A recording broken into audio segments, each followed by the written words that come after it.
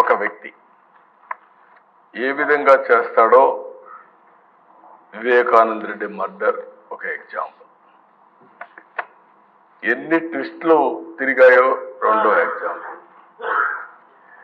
కడాన ఎవడైతే అక్కడ సిఐ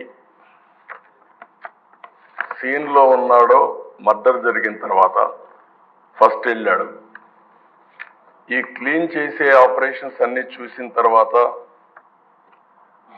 అతను సిబిఐకి ఇన్ఫర్మేషన్ ఇవ్వడానికి సిద్ధపడితే ప్రభుత్వ దుర్వినియోగంతో అతనికి ప్రమోషన్ ఇచ్చి సిఐ నుంచి డిఎస్పీ తిరిగి సిబిఐ పైనే ఆరోపణ చేసే పరిస్థితికి వచ్చారు. అధ్యక్ష, ఇన్వెస్టిగేషన్ ఆఫీసర్ పైన కేసు పెడితే సిబిఐ, ఆ ఇన్వెస్టిగేషన్ ఆఫీసర్ హైకోర్టు పోయి బెయిల్ తీసుకునే పరిస్థితికి వచ్చాడు. ఇది రాష్ట్ర చరిత్రలో ఎప్పుడు చూడలా. ఇవన్నీ దేశ చరిత్ర ప్రపంచంలో కూడా జరుగుండవు. ఈ దేశంలో కాదు, వేరే ప్రపంచంలో ఎక్కడా జరగవు.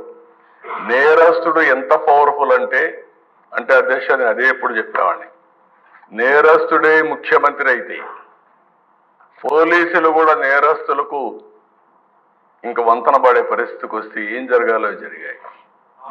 అధ్యక్ష, సిబిఐ లాంటి సంస్థ వివేకానంద రెడ్డి మర్డర్లో ఉండే నిందితుడిని అరెస్ట్ చేయడానికి పోయి మేము అరెస్ట్ చేయలేమని తిరిగి వచ్చారంటే కానీ ఇమాజిన్ అధ్యక్ష.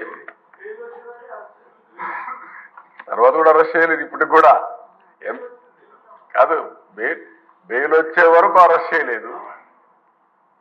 అంటే దీన్ని ఏ విధంగా అభివర్ణించాలనో అర్థం కాని పరిస్థితి. అంటే ఏం చేస్తారో కూడా మనం గుర్తుపెట్టుకోవాల్సిన అవసరం ఉంది అధ్యక్ష.